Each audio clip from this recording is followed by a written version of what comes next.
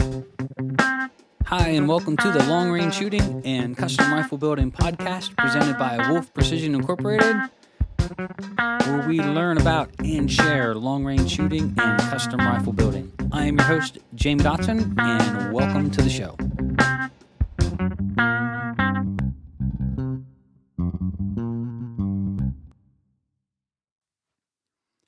Hi, and welcome to episode 260 of Wolf Precision's Long Range Shooting and Custom Rifle Building podcast. My name is Jamie Dotson. I'm your host, and welcome to the show. In this episode, we are going to go ahead and start working back through the fundamentals of marksmanship. This is something that we posted probably 2 or 3 years ago. We had a customer and listener go back and find it and listen to it and was like, oh my God, it was awesome. I listened to it several times. I've got so much from it. So what we would like to do is actually go ahead and get it up to date, get to the top of the podcast, and revisit it. It's a great time of the year to start thinking about fundamentals anyway. So we're going to go ahead and get into the fundamentals of marksmanship, part 1, and this is reposting a podcast series that we did several years ago. So without further ado, here we go. Before we get started, I would like to say thank you to a couple of our sponsors. I'd like to thank you to Krieger Barrels. Krieger is the maker of fine cut rifle barrels, family-owned and operated business from the great state of Wisconsin. And they have a new program called Krieger Direct where you can get your barrel in as little as 2 to 3 business days. So if you want the best and you need it now, you can stop over to KriegerBarrels.com. We'd also like to thank MDT, maker of fine rifle chassis and stocks. A lot of great options and accessories, really a leader in the market, and a lot of good stuff to choose from. So if you want to upgrade your rifle and you like to do it with a stock or chassis, you can stop over to MDT Tac. That's MDTTac.com. So we'd like to welcome everybody to this series. I'm going to go ahead and repost it. So this is one of our older podcasts. We're going to do the whole series in order. And I'd really like you to take the time to listen to it, enjoy it, and maybe you can get something good from it. It was some of our best stuff that we put up and got our best responses from. So we hope you enjoy it. Here we go.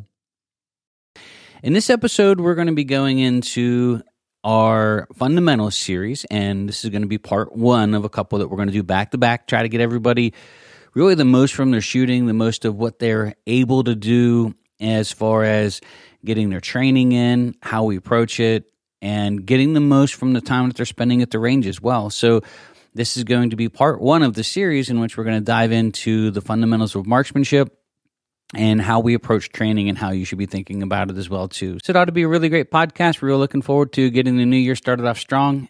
So without further ado, here we go.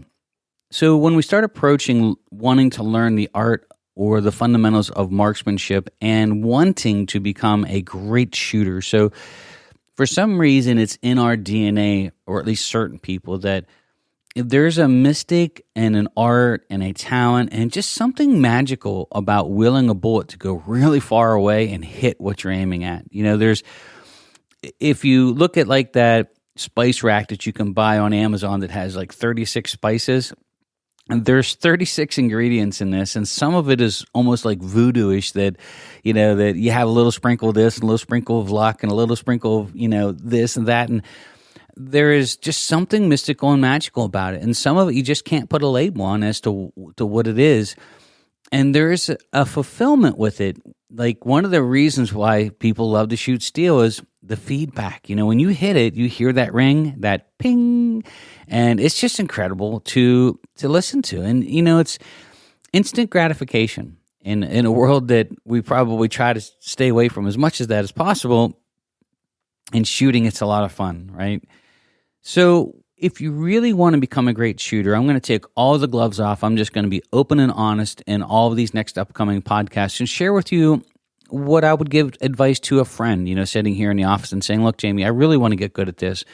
What do I have to do? You know, what's some of the things that you think would really help me get after this and achieve, you know, my lifelong dream or goal of just becoming a great marksman?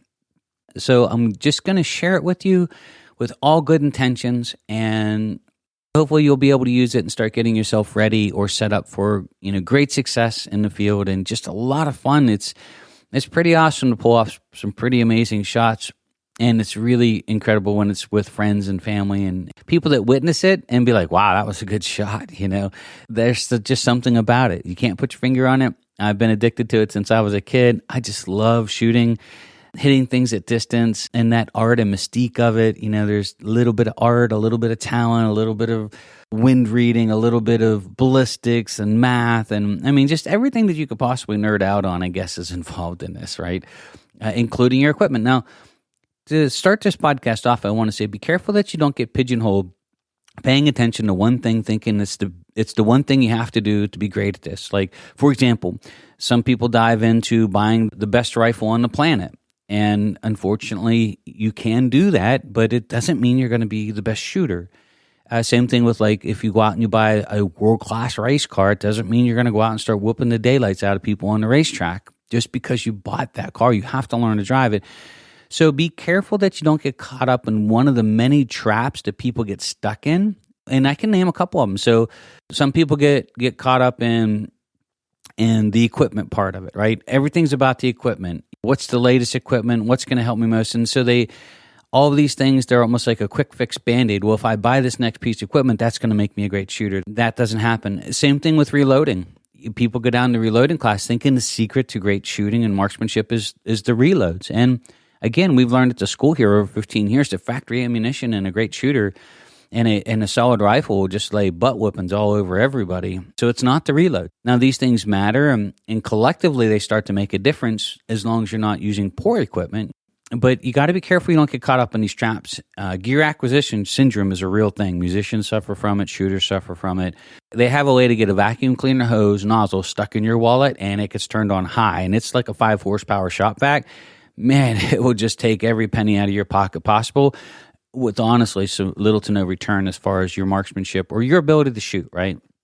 So there's that. There's the ballistics and numbers part. We know of a friend of ours that I really like a lot, but he gets super tied up in ballistics and BCs and all the curves. And, he's a math guy. And so he's really into this stuff. And he's so caught up in that area of shooting, which, it's an area that we have to pay attention to.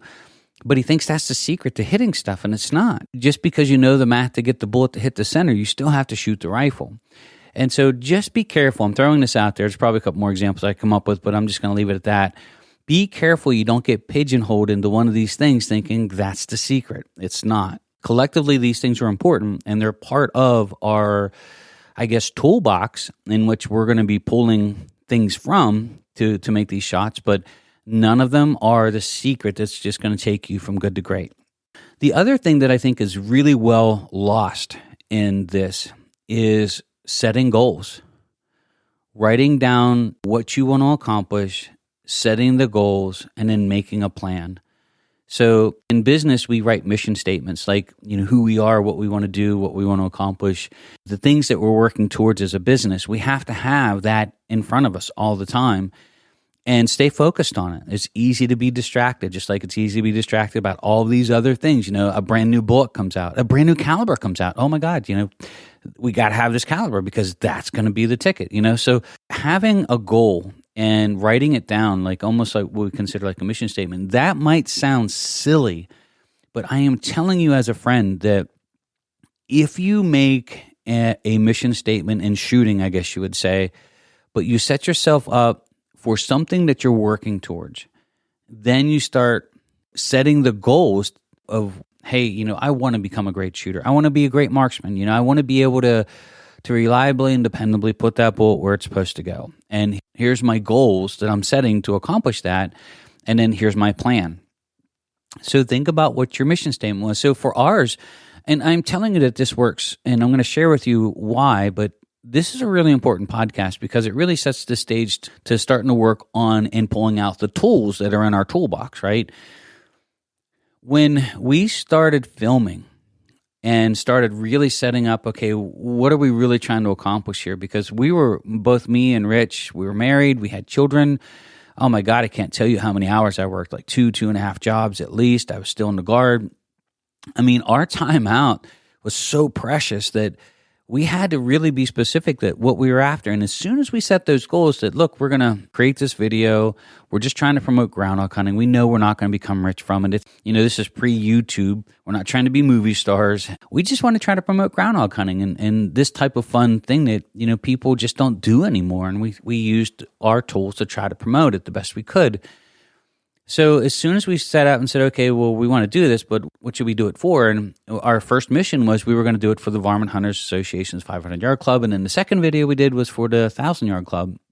And I'm telling you, that changed me forever on how I approached shooting, and all of a sudden gave me purpose. Like there was something I was working towards, and it was a drive. Like when I went to the range to practice, I wasn't just going to go there and goof around, throw some lead. I was actually working towards something. I had a mission, right? I wanted to shoot a woodchuck with a factory rifle, a varmint gun at that, not a 6.5 Creedmoor shooting 140 grain super high BC. We're talking 223s, 22 250, 50 grain bullets, 204, 32 grain VMAXs.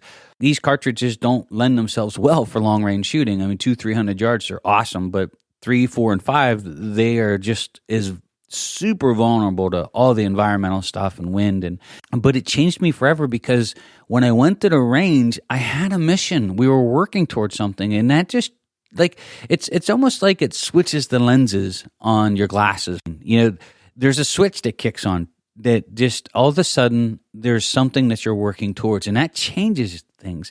And then we started writing our goals down, like okay, so we want to do it with a couple factory guns, and we want to use some different guns, and we want to use some calibers that we think are legitimate for, varmint hunters that, A, it's affordable to shoot, hence the 223 and 22 250, a true varmint rig, which, that and the new 204, and kid-friendly. The 204 shooting a 32 grain bullet had absolutely zero recoil, even in a hunting rifle.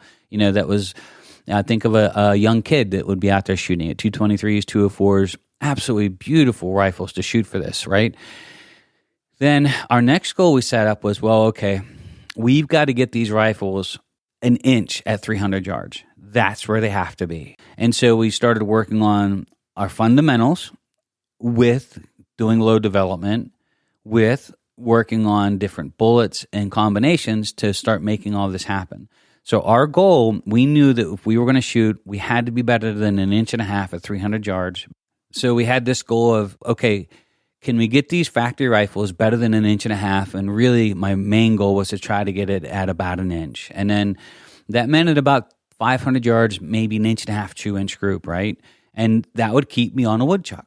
And we worked our tails off. And, it's amazing when we go to the range, just how much you're focusing. Like all of a sudden it went from just going in what we would call spray and pray to we're shooting a couple groups, we're letting the guns go down, we're evaluating, we're writing stuff down, we're circling the groups, we're writing load data, what rifle, conditions, weather. We're starting to really work towards data, information, and results driven, right? We were looking for results. And as soon as you're results driven, then all of a sudden it changes you forever, and it changed me forever. The other part is you have to have a plan, like how you're going to attack it. What's going to be your training routine? My goal was I had to get to the range at least once a week and to work on something that we were working to make it better. So minimum, this was once a week. So it would be fundamentals training. I would be training prone because most of the woodchucks we shoot here are mowed hay fields, and we can get prone or off a hay bale with a bipod. So I practiced prone.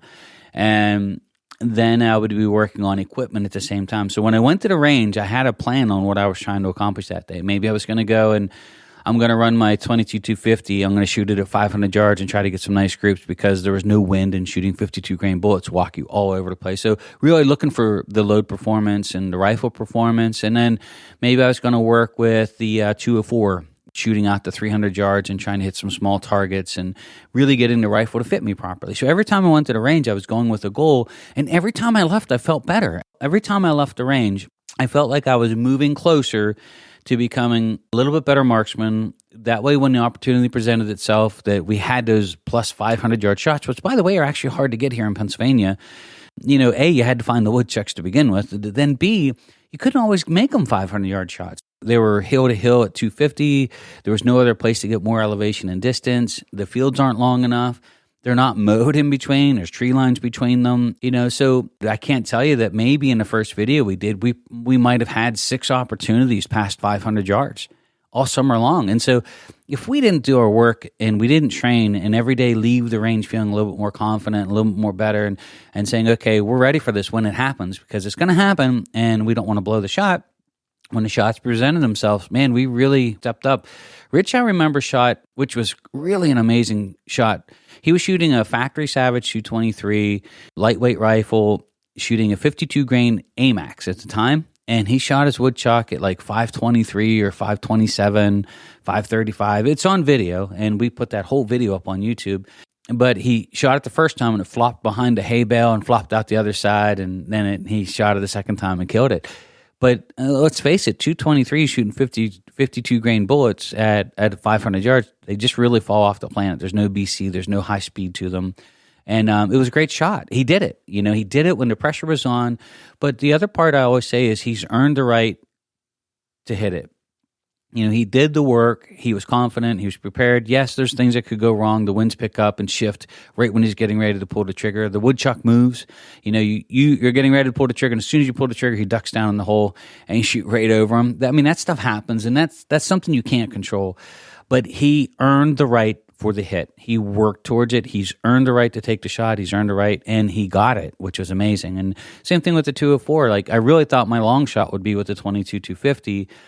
So when the crow was there at 527 and we alternated turns to shoot, like he would get one shot, then the next time a target was there, it would be my shot. And so we were sort of working it back and forth that way. That way it was always fair. And it was my turn to shoot. There's the crows at 527, and I'm sitting there with a 204 shooting 32 grain VMAXs with no BC, and I don't even have enough elevation in my turns to dial up to hit them that far, because that was my 350-yard gun.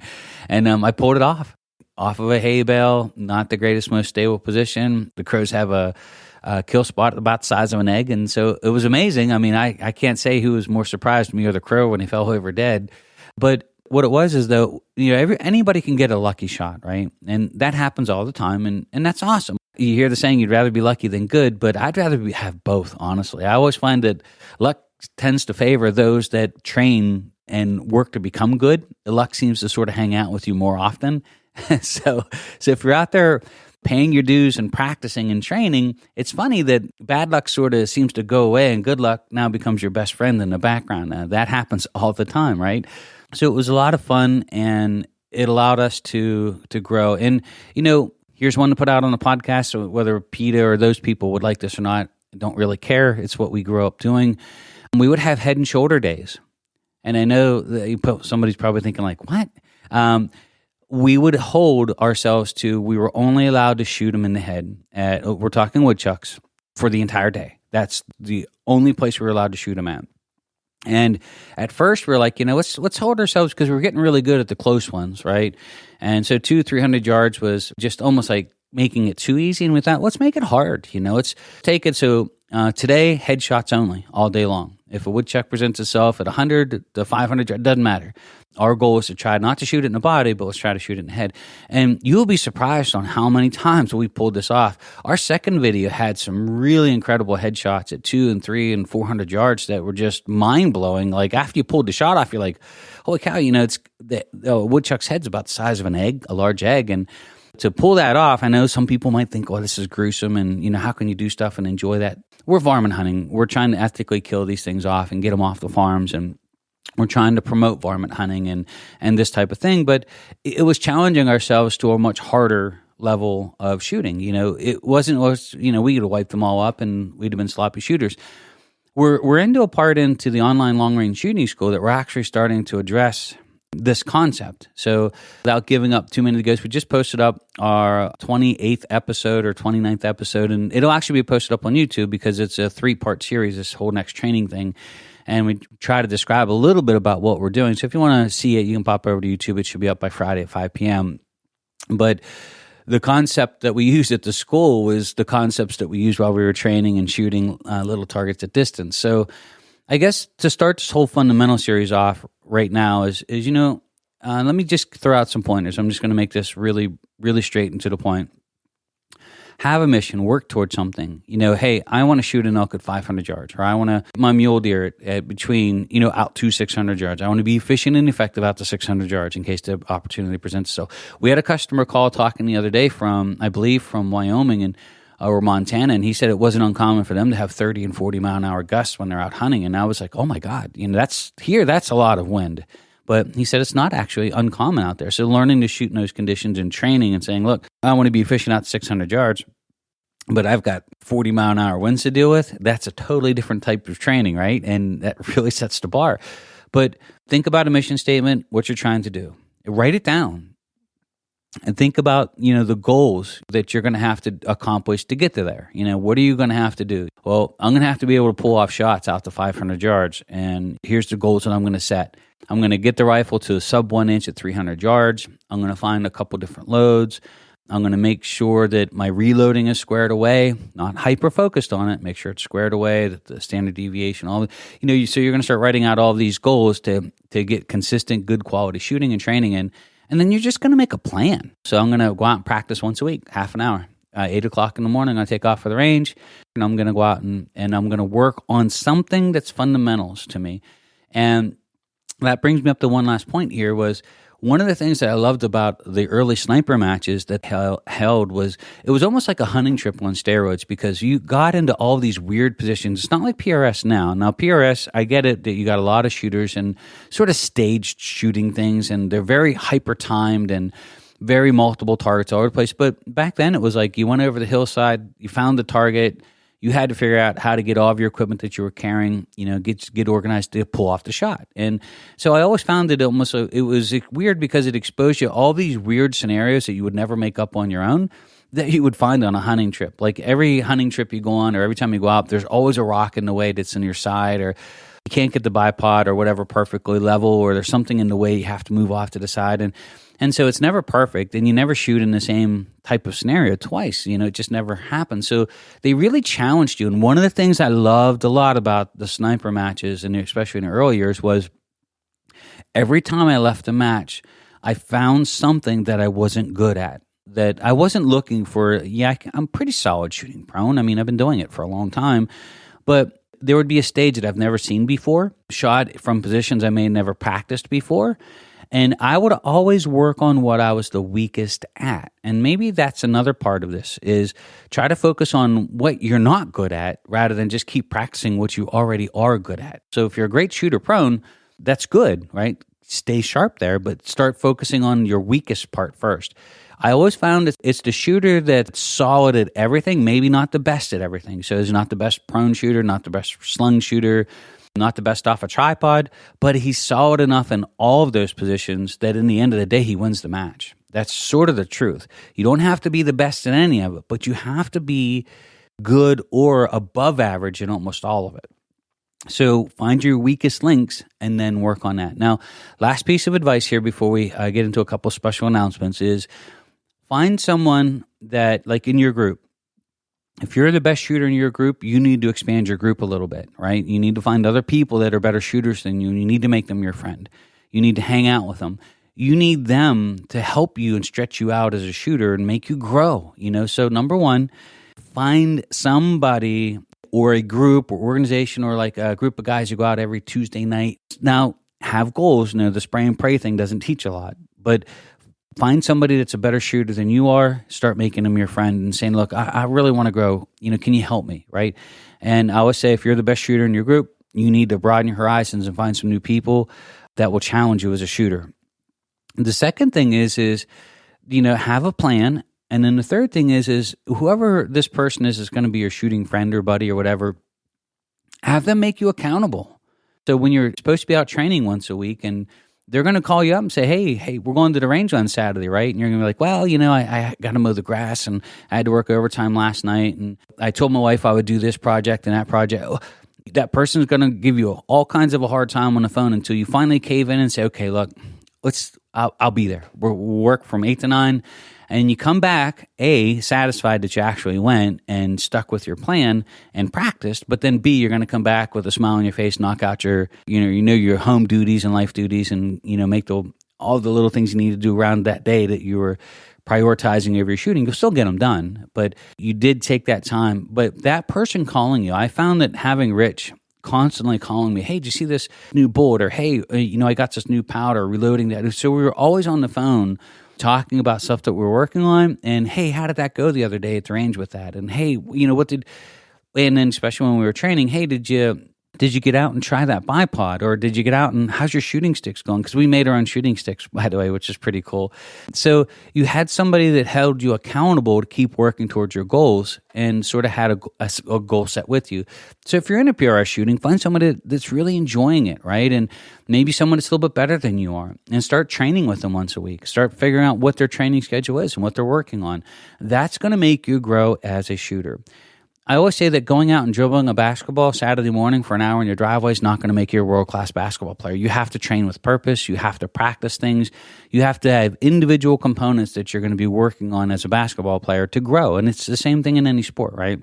So that's the best advice I can give you right out of the gate, because we're going to be, we're talking about fundamentals, but this part's probably more important than the fundamentals part. Because if you don't have all this worked out, going out and practicing what perceived to be the fundamentals of marksmanship with no goals, no drive, no something you're working towards is sort of like going to a driving school once just for giggles and then never really learning to master the craft.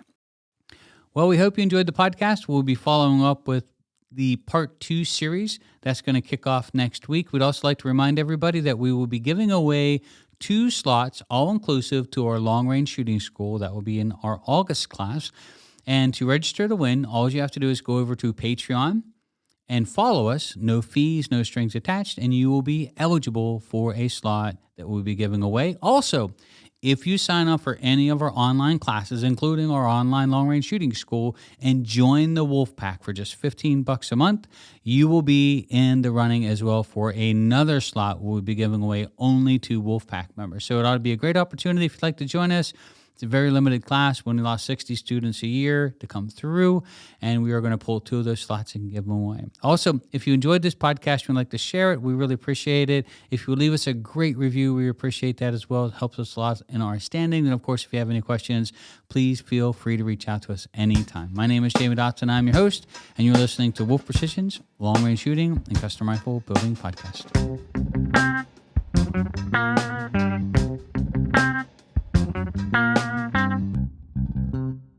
Thank you.